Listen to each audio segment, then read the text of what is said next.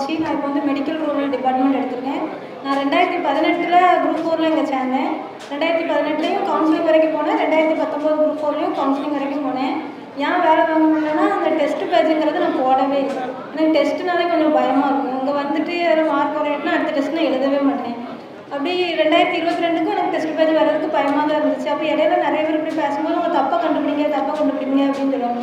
நான் என் தப்புனா test போடாதது, maths எனக்கு சரியாக வராது.